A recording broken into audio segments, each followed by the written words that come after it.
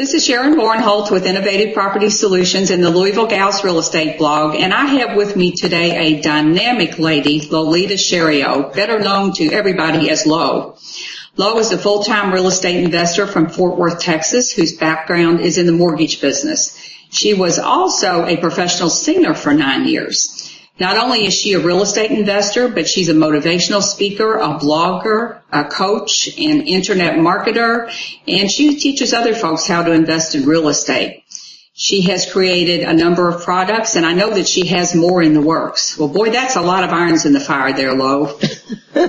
Too many, probably. Yeah, well, you must be one organized lady. That's all I can say. I have to say, it's in the works. I work on it. You work on it? I'm absolutely sure that you are the only professional singer that I'm going to have on here. So I'm interested for you to tell folks about that. How you went from being a professional singer to in the mortgage business, first of all.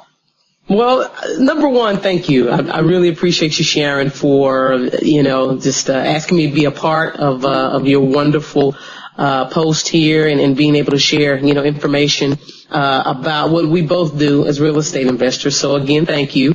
And as far as me becoming a professional singer, it happened, I think I was a couple of years out of high school. I just came back from the military in basic training. And I had two cousins that, we sang in the choir together. Mm-hmm. And there was a local talent competition, which was the Showtime at the Apollo, which at that time Steve Harvey was hosting. And a promoter there in East Texas got him to come down to host the local talent competition for that show. So ultimately the winner would go to New York.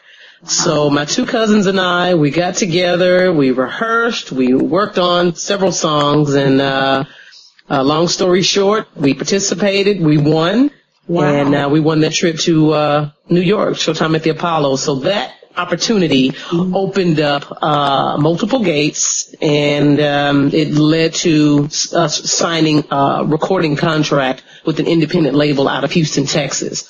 So for the next 7 years, I believe, we just traveled the world and singing, and that really helped me to grow. Because, back then there wasn't Facebook or YouTube or anything. So, and we were on an independent label. So it really taught us how to brand ourselves and how to market ourselves and how not to be, fearful of, talking to people, letting them know, what we do. We had CDs available, blah, blah, blah. So it was a wonderful, wonderful experience.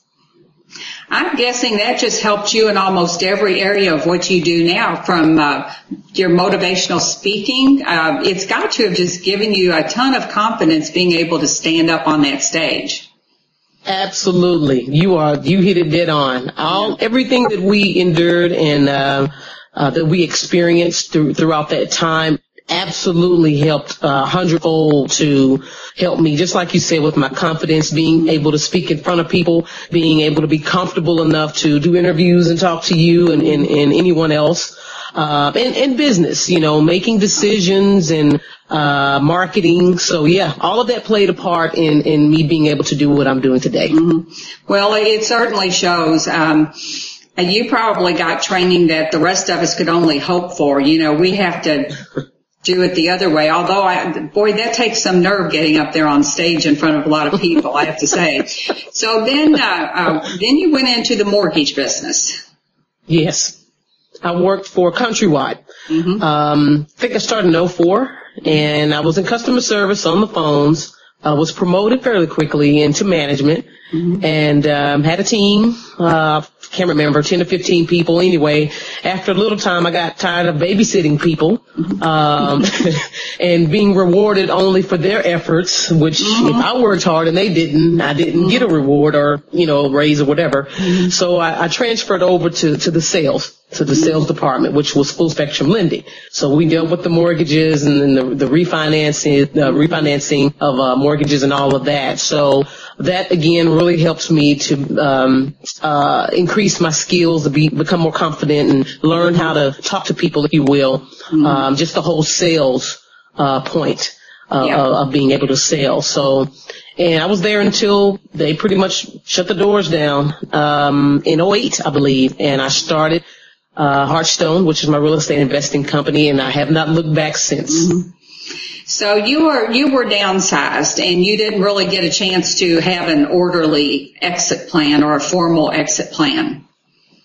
That's correct. So, gosh, you must have had a lot of challenges during that period of time, because you go from having an income to I don't have an income and I'm the sole responsibility for my income. Absolutely. It was very fearful. I was very fearful. But, I had already connected before, Countrywide had pretty much closed our department.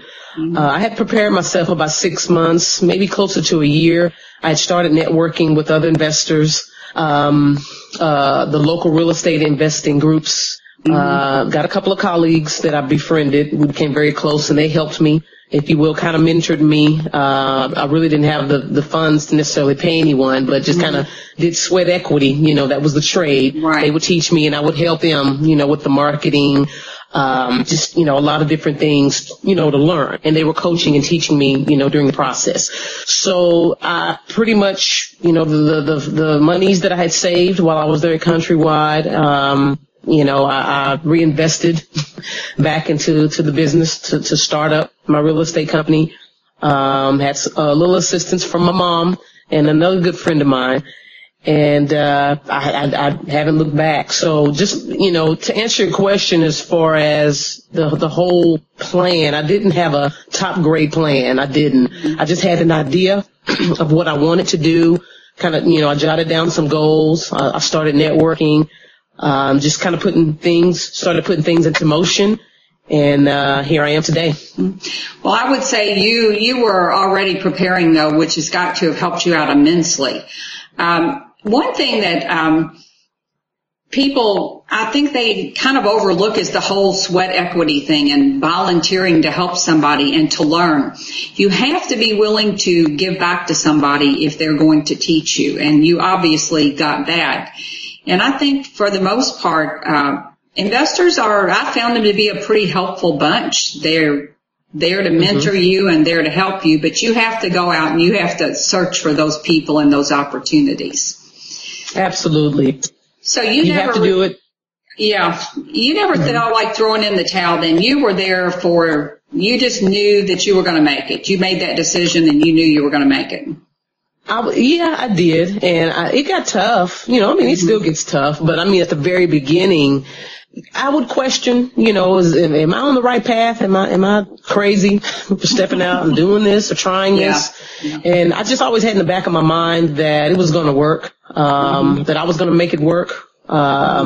If something failed, then I was going to try another way. I was going to continue to ask those questions, that needed to be asked, and, just do it. But, Sharon, 95% of anything that anyone wants to attempt to do, whatever it is in your life, 95% of that is just taking action. It really is. And just continuing to be persistent, in your actions. And if things don't work, then you just, try other ways. Yeah, you change your strategy. Change your strategy. That's it.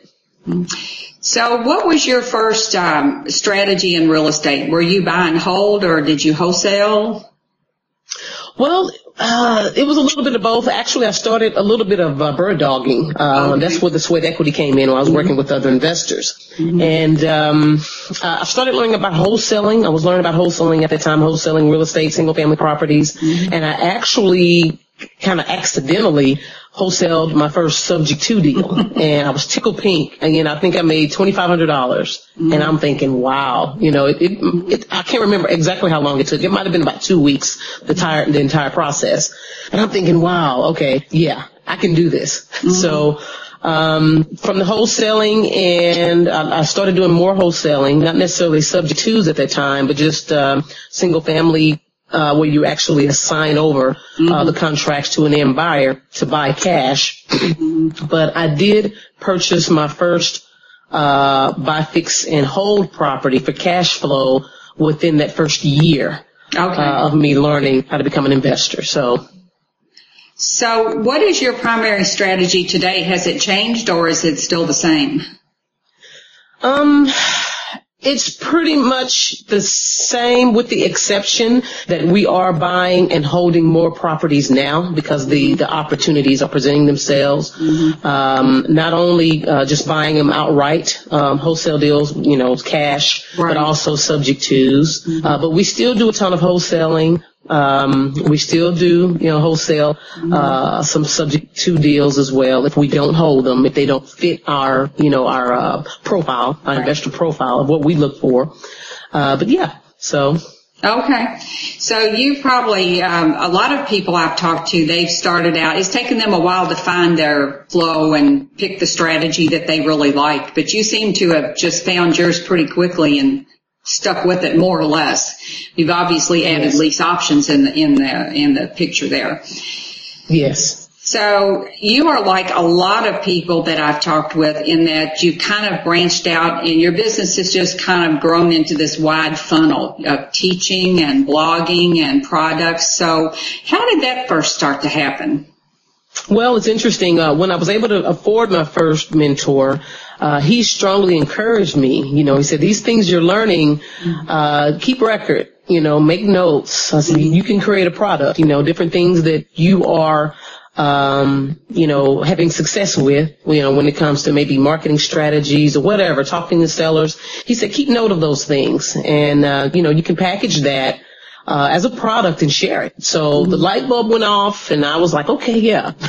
So, my niche really, has been more social media marketing and internet marketing and kind of being more involved on that aspect, of marketing, if you will. So my first product, how to build a massive buyers list using social media, tackles that, all of the top social media sites, Facebook, LinkedIn, Twitter, YouTube. I teach on strategies and tips on how investors can build their buyers list just using social media. So, yeah, that's how I stumbled upon it. It was from an investor, and he given me that feedback and those ideas in order to go ahead and start creating product. But you took action. That's the thing. You took action. I know you are an action taker. So, I've asked everybody, how has being an entrepreneur changed your life?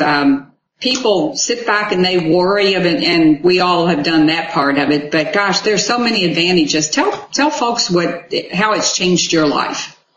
Oh man, there's so many ways, but to address a few of the advantages, one would be just being able to have more freedom to spend with family. And I think ultimately that's a majority of people's goals or their dreams is, to spend more time with their family, and go on vacations, pay off more bills, pay them off or whatever the case may be. But one would definitely be that I've been able to have more flexibility and more time to spend with my family, to spend with my grandparents, who my grandmother, she's pretty sickly.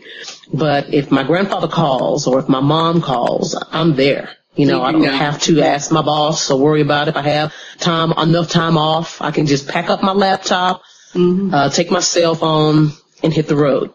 So I would say that's the main advantage. And also, I work from home, just like you're in the comfort of your own home. We're doing this. I'm in the comfort of my own home. So just being able to be home, I like being home. And I guess one disadvantage I would say of working for yourself and being an entrepreneur, I haven't quite figured out how to be disciplined enough to work out more. I can say that I've gained a little weight. Yeah. Since being an entrepreneur. It's because we work that's too minor, much. Yeah. I think, a kind of a common thread with everybody is that as much as they love real estate investing and they all want to continue to do that, they're very focused on building passive income streams. So you have your rental properties, but you also have your internet and your products that you can develop those streams because, I like what Shay Bine says that she has a goal to make your job optional. And I think people like us they'll probably be, we'll be trying to work as they stuff us in the coffin. So, but to have that choice would be phenomenal for people, that you could work or you could not work. So, I think everybody I know is working toward passive income. So what advice would you have for folks that are kind of struggling with the decision of, whether to, escape their 9-to-5 job and go out on their own? Take action. Don't be fearful. One quote that I love is you don't have to get it right, but you have to get it going. Mm-hmm. So those of you that are straddling the fence saying, I don't know if I want to do this, I don't know enough, or I'm scared, I'm fearful, just jump out and just see if it'll work.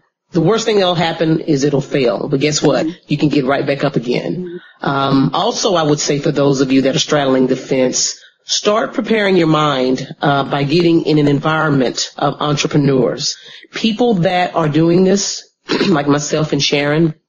Get yourself around those type of people, or start reading books that deal with changing your mindset and being positive, and not being fearful. That could be Think and Grow Rich by Napoleon Hill, which is one of my favorites. Mm-hmm. Tim Ferriss, The 4-Hour Work Week, absolutely changed the way that I work and also outsource, the importance of outsourcing to have more time. There's several others. The Instant Millionaire. So I like that one. Really start reading and getting around those individuals that will help you kind of shift your mindset, and not necessarily be around those individuals that may say you can't do it. Don't try that, or you crazy. The economy we're in, don't take that risk. Believe me, there are more people that are becoming more millionaires, self-employed, entrepreneur millionaires from this economy. So that would be the advice that I would give. Yeah, and that's what I was telling somebody that the other day. You can still love your friends that aren't on your path, but you really need to surround yourself with the folks that have common goals, and those folks that when you're having a bad day, you can call them up and they're going to just say, get back on the horse and get on with it. Yes. I think it's Darren Hardy said, you need to learn to have a faster nervous breakdown. So that's kind of it. Yeah. Just go have it and get over it and move on. So, absolutely. Lo has a great blog. I'm going to put all the information below the video, the REIA how-tos. Is that right? Did I get that right, Lo? It's the REIHowTos.com blog.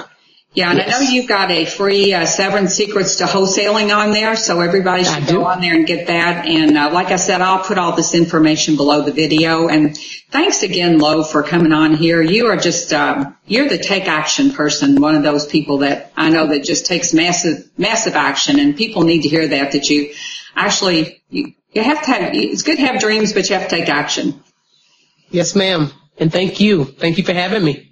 Thank you, and we'll be back soon with another video of the Escaping the 9-to-5 series, How I Did It. This is Sharon Bornholt, and thanks for stopping by.